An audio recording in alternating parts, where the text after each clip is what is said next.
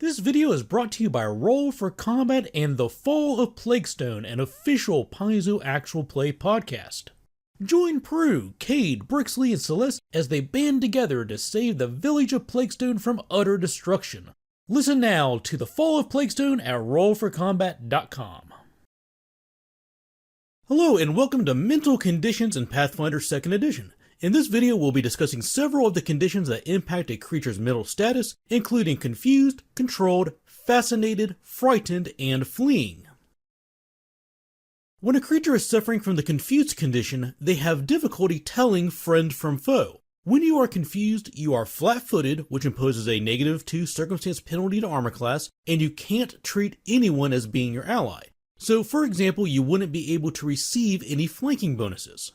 While confused, you also cannot use the delay or ready actions, nor can you use any reactions.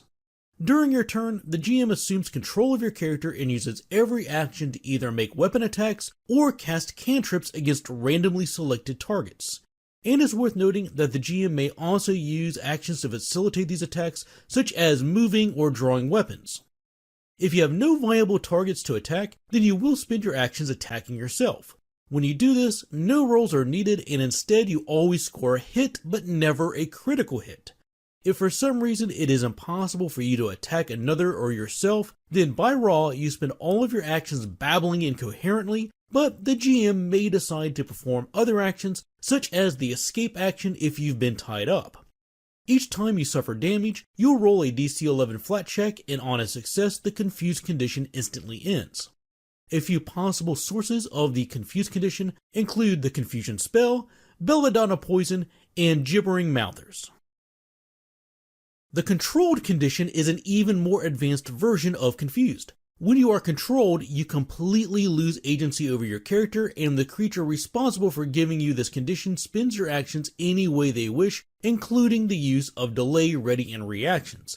This effectively makes you an NPC during the duration of the controlled condition.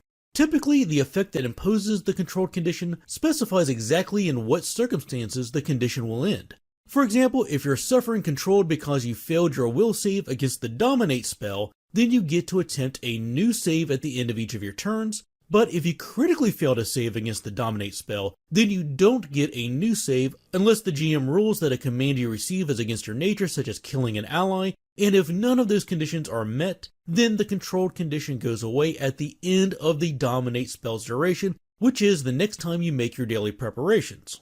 A few other sources of controlled include the Possession spell, Spore Blight Disease, and a Spectre's Corruption ability.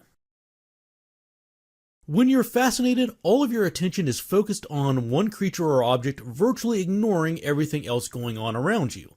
While suffering this condition, you suffer a -2 status penalty to perception and all skills, and you cannot use any actions with the concentrate trait unless they are directly related to the subject of your fascination. For example, you would be able to use recall knowledge to learn something about the subject of your fascination, but not for other topics. Nor could you cast most spells unless they target the subject of your fascination. That's what Fascinated does, but it's probably just as important to discuss the things it doesn't do. While fascinated, you do not face any restrictions other than the ones already mentioned, meaning you can choose to ignore the subject of your fascination, you can walk away from it, you can attack it, you can use any action that doesn't have the concentration trait while targeting anything you like. Also, you do not suffer any penalties other than those listed. You are not flat-footed to the subject of your fascination, nor do they receive any bonuses to attack you. However, there are a few situations, especially with monsters, that specifically modify how this works. For example, the yellow musk creeper can spray pollen to fascinate their victims. In this case, the fascinated victim must spend all of their actions moving closer to the creeper and standing still so that it can use its bore into brain ability on them. But that's a specific exception that's called out in the text of a creature.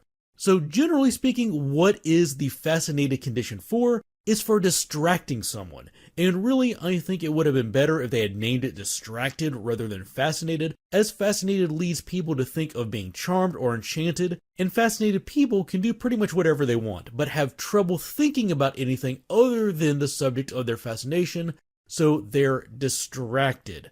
A good example of when this condition might be used would be a bard who casts Enthrall over an audience so that they don't notice a rogue sneaking away or pickpocketing someone. The next condition to discuss is Frightened. When you are frightened, you suffer a status penalty equal to the value of the frightened condition to all checks and DCs. So, more or less, anytime you roll a d20 other than flat checks, you will subtract this number from the roll.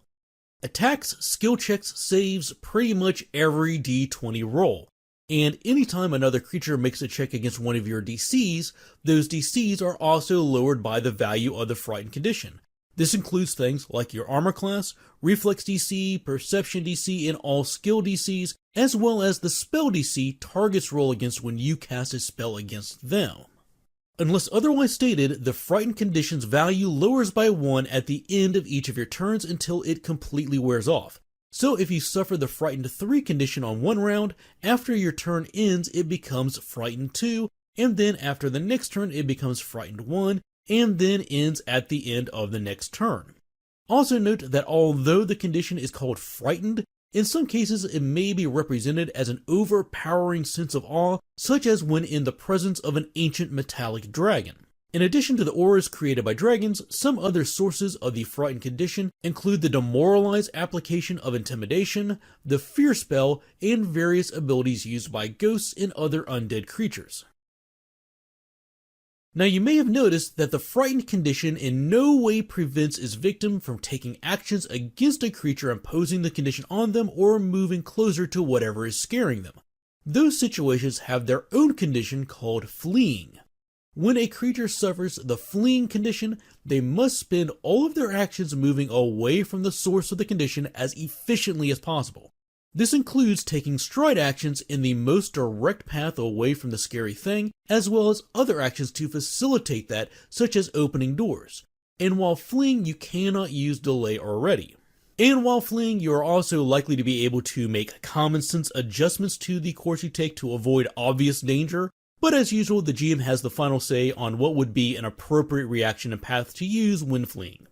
Fleeing is often imposed as an advanced form of Frightened. For example, failing a save against the Fear spell imposes Frightened, but critically failing it inflicts Fleeing, and each effect that applies the Fleeing condition should specify the amount of time that you are required to run away. Before we close, I'd like to take a moment to thank all of my patrons.